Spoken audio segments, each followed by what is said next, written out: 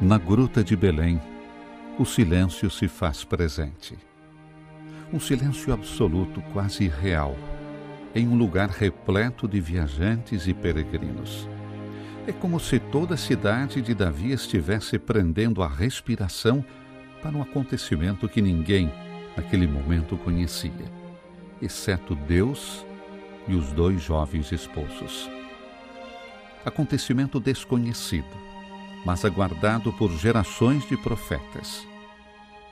Até o tempo parecia ter parado naquela noite. Ela deu à luz a seu filho primogênito, envolveu-o com faixas e reclinou-o numa manjedoura. Os olhos da mãe, molhados de lágrimas e cheios de espanto, olham para aquela criança de cabelos negros como os dela, que após os primeiros lamentos, adormece tranquilamente em seus braços. Os olhos lacrimejantes de José olham para Maria e seu filho. São lágrimas de alegria, no segredo daquela noite límpida e fria de dezembro. O carpinteiro pega o pequeno em seus braços para deixar Maria descansar. E ela adormece em um sono profundo. A partir desse momento, a criança que ele aperta em seu peito, embalando-a gentilmente com suas mãos ásperas e calejadas, torna-se seu filho. Deus, o infinitamente grande, o Todo-Poderoso, o Deus dos exércitos e dos hostes angelicais, o Deus da aliança com Israel, é agora um bebê inerme, totalmente dependente dos cuidados de uma mãe e de um pai, como cada um de nós era no momento do nascimento.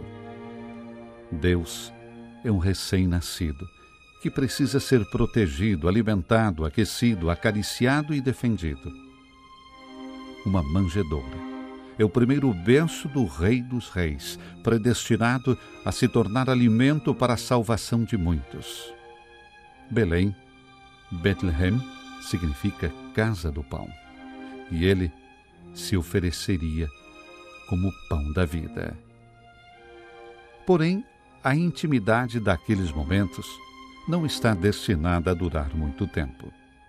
Os anjos que vigiavam silenciosamente a vida daqueles esposos voltam a se manifestar. Na mesma região, havia uns pastores que estavam nos campos e que durante as vigílias da noite montavam guarda a seu rebanho. O anjo do Senhor apareceu-lhes e a glória do Senhor envolveu-os de luz. Os pastores, com cheiro de ovelha em cada fibra de seu corpo, nômades durante todo o ano, com o rosto desgastado pelo sol e pelo vento, meio adormecidos ao lado das últimas brasas, são abalados por aquele anúncio. Ficaram tomados de grande temor. O anjo, porém, disse-lhes: Não temais, eis que eu vos anuncio uma grande alegria, que será para todo o povo. Nasceu-vos hoje um Salvador, que é o Cristo Senhor, na cidade de Davi. Isto vos servirá de sinal. Encontrareis um recém-nascido, envolto em faixas, deitado numa manjedoura. E de repente, juntou-se ao anjo uma multidão do exército celeste a louvar a Deus, dizendo: Glória a Deus no mais alto dos céus, e paz na terra aos homens que ele ama. Quando os anjos os deixaram em direção ao céu, os pastores disseram entre si: Vamos já a Belém e vejamos o que aconteceu, o que o Senhor nos deu a conhecer. Gente simples, concreta, cujo único tesouro eram alguns animais cuidados dia e noite, dos quais retiravam as necessidades para viver. Eles, impuros e descartados, são os destinatários do primeiro anúncio. Os primeiros a ver o menino. Foram então às pressas e encontraram Maria, José e o recém-nascido deitado na manjedoura. Vendo-o, contaram o que lhes fora dito a respeito do menino. Agora, reunidos na gruta de Belém, estão cheios de admiração. Seus olhares transbordam gratidão.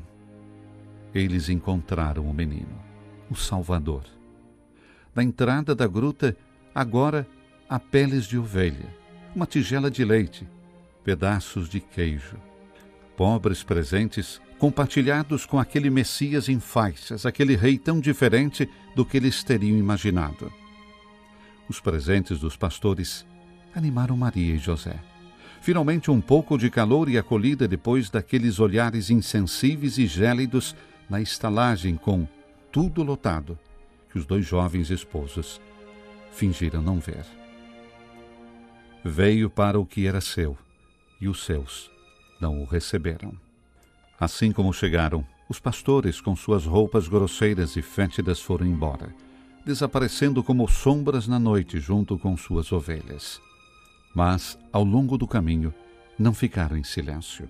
Tudo o que tinham visto era muito grande. Todos os que ouviam ficavam maravilhados com as palavras dos pastores. Maria, contudo, conservava cuidadosamente todos esses acontecimentos e os meditava em seu coração.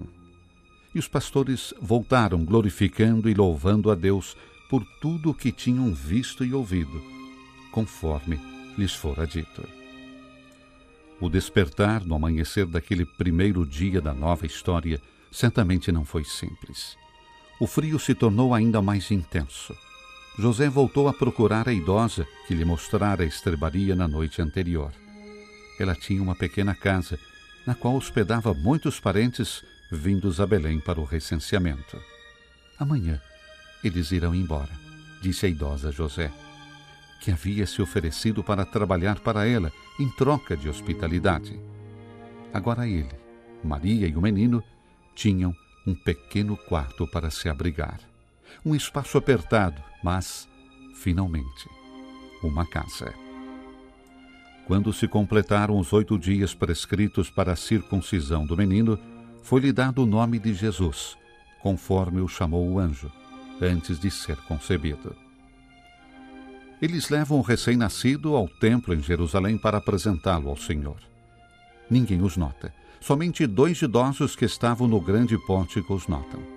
O ancião, chegando ao fim de seus dias, que havia orado por muito tempo para poder ver o Messias antes de fechar os olhos para sempre. De improviso saúda o menino Jesus em faixas como a salvação preparada pelo Senhor diante de todos os povos e diz: Eis que esse menino foi colocado para a queda e para o soerguimento de muitos em Israel, e como um sinal de contradição.